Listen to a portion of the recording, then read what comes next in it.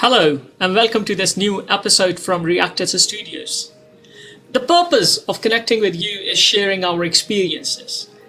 We believe we have a responsibility, given the preferred position we enjoy working with various clients. We would like to disseminate the knowledge and learnings that we get and gain from all these interactions. We are bringing for you a very interesting topic today. Myself working with various organizations, I feel that when we are working with strategies and strategies don't work out, it gives me a bit of uncomfortable feeling. And I stumbled on one of the research from Gartner, and I was quite surprised to learn that actually figures and stats confirm that 70% of strategies that are designed by organizations fail. And that is a significant number, Lester. When you see that all that these board members, these top leadership teams in organizations they're doing is strategizing, and yet 70% of the work they do ends up as a failure. So I was actually intrigued to look further and explore further, and I found out that research from various, they have referenced various researchers, Harvard Business Review, McKinsey, Gartner was compiling this report, and they say that their top 3 reasons why strategies fail. And you'll be surprised to hear the first reason is that in most cases, in fact 90% cases, there is actually no strategy. That is why strategies fail. And in cases where there is a strategy, research confirms that organizations fail to communicate that strategy to their people, to their employees, and that is why strategies fail. And lastly, if you have a good strategy, you have communicated well, you fail to create coherent actions, you fail to align your organization according to that strategy, and that is why strategies fail. So reflecting on that, Lester, I was thinking to myself, well, is this really a function of lack of leadership? Has leadership got to do something with it, the failure of a strategy? Well, look, in my view, yes. I think it's hard for me to call myself a leader if I don't have a role in determining the strategy of the organization, how we innovate, how we create the right culture for that to happen. I don't think I would call myself a leader. I'd call myself something else. So I think for sure it's got a lot to do with it. I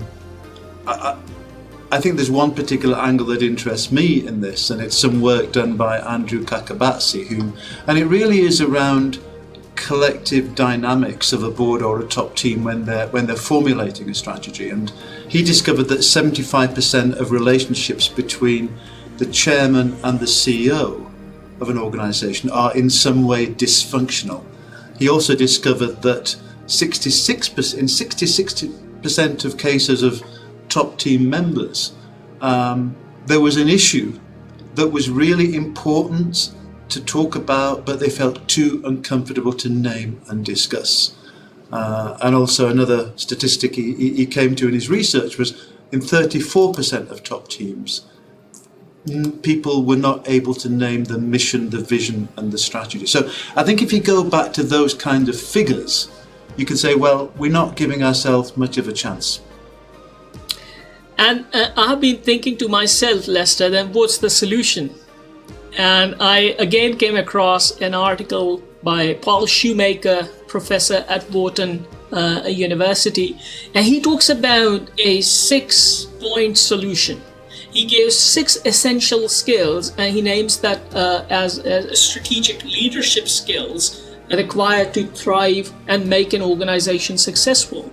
And I quite liked it, and I feel like if we share that solution with our audience, we can really make that solution can really make a difference in the organizational success. The first aspect of those 6 categories is about anticipation. And so often we have seen that leaders fail to anticipate the situation. They fail to recognize that adversity is coming towards them. I believe that's quite important, Lester. Well, I agree. I mean, and I think I think it's wrong to say it's a leadership responsibility to be the anticipators. I think in a way you could argue that it's everybody's responsibility. There might be people in different parts of the organisation who don't have leader in their title who've spotted something that you and me haven't. So I think it's picking up those what are often called weak signals and patterns and trends that might exist anywhere probably don't exist in the top team's room, but they are known out there. And they actually happen because of the environment shift. So the leaders, they are persistent to the setbacks that they receive, but they react quite strategically to these environmental shifts. And the article actually says that the bigger the ambiguity, the bigger the opportunity for the leader to act in that situation and get the leadership recognized. Yeah, I think in what's often called VUCA, the volatile, uncertain, complex, ambiguous, this acronym we use all the time these days. For me, you could argue, if you go back right to the roots of what leadership means, it comes from an Anglo-Saxon word, lidere, which is the idea of going on a quest, which has the idea of the unknown. So a call for leadership would naturally come more when things are very, very uncertain. Whether leaders perceive that and act as leaders is another question. But that's when there is the need, I think, for leadership. It's not when things are steady and predictable. And once you have anticipated the situation, Lester, Paul Shoemaker talks about challenging the context. So you don't really take it on the face value, you inquire. And it's one of the aspects that we have increasingly seen that we try to impart when we are working with executives. Often the executives have that habit of finding the right answer, but our push has been finding the right question, questioning the right thinking, and then challenging the context that allows you to come up with various scenarios. Yeah, and I don't think there is anything as the right answer. There's always going to be a number of options, and the right answer is when you have a simple, tame, predictable scenario, and there's one right answer. So I don't think there is. But I think this thing about challenge, it's just easier said than done, because what does it mean in real life? It means there's going to be some tension. It means that, I think Linda Hill she called it creative abrasion, having a positive tension when you're making these decisions. It means having attention to process, to collective dynamics. Really, it means they have to be quite well developed, and but not degenerating into something detrimental, which is conflict, in my view. So it's how do we allow people and give ourselves permission to challenge in a way that everybody accepts.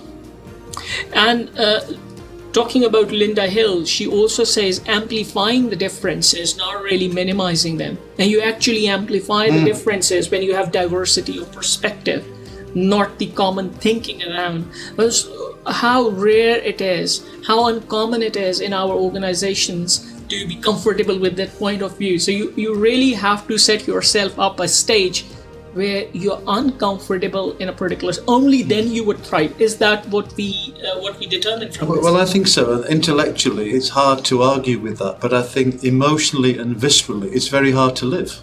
I think it's very hard. I mean, we can set up a diverse team, but to genuinely, deeply appreciate and value and exploit those different views, it takes a bit of doing. And guess how it works? By practice. It doesn't just happen. We have to work at it and get better at it and review how good we are at it. So Paul Shoemaker then goes on, Lester, and he says once you have anticipated and challenged the situation, then you interpret the situation. I'm putting it in the words of Richard Drummond. He talks about in Good Strategy, Bad Strategy. He says that he interviewed Steve Jobs. And Steve Jobs, in one of the interviews, said that's the role of a leader, interpreting what wave the leader is going to ride. There are many waves coming at you. You choose the wrong wave and you're done with your future. So you have to very carefully interpret the situation and then take your bet. Yeah, I think it's a nice word, and I think it very much is about interpretation. It's almost like saying we've got all this coming at us. If you want the metaphor of the waves coming at us, or the data, or we've got 1,000 different views. It's how do we somehow navigate through that and do the interpretation, not just my interpretation, our interpretation of what is the way forward here that's going to make sense for us. So I guess that's going to lead on to decision making, I would say, would come next. Absolutely, and that's very critical. I was working with a client organization, and they said I was working on their strategic projects, and the chief operating officer said, well, you go through this process, but at the end of the day, what I'm really expecting from you all is turning up with a decision, having an opinion, because that is what really counts. You have to lock at the end of the day certain perspective, and then you have to stick with it, in my opinion, Lester. No, I think you're right, but I think it's important that there's some kind of alignment around that decision. Yes. If we're not aligned as a team, and we don't leave the room and have the same story and the same message, there's nothing worse than going out and telling 10 different stories, because we'll soon lose respect as a senior team. And you're very right. Alignment is one of the next points that Shoemaker discusses. He says you have a decision. Now what you have to do is you have to create alignment, exactly for the reasons that you have said. And finally, he talks about this point of learning. So you have a decision, you have aligned yourself, but then you continuously pivot, you continuously learn. And this ability of learn, unlearn, relearn is what makes the leader thrive in this unpredictable context, in my opinion, which is quite fundamental, Lester. I think it's fundamental, and it's quite interesting. It's almost at the base of it always informs everything. I think Peter Senge, he said that the disciplines of leadership and learning are interwoven, they're interconnected. So the more effective we are at learning, we can be more effective at leading.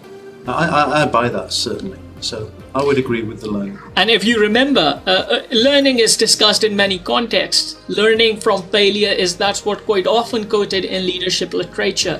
But we would say it's not only learning from failure, it's learning from your success. And I often quote that example, Lester, where we have been working together, delivering a fantastic program, coming out quite successful after 5 days, and singing and dancing in all, enjoying ourselves, but then really sitting down and tear opening our performance and trying to find out what we could have done better. I was amazed. We spent more than 1.5 hours learning what we could have done better. I think it's important, and I think if you look at the world of Formula One and the top Formula One teams, you find that the very top teams will say, we'll sit down and have an end of race review for at least 2 hours, even when we won the race.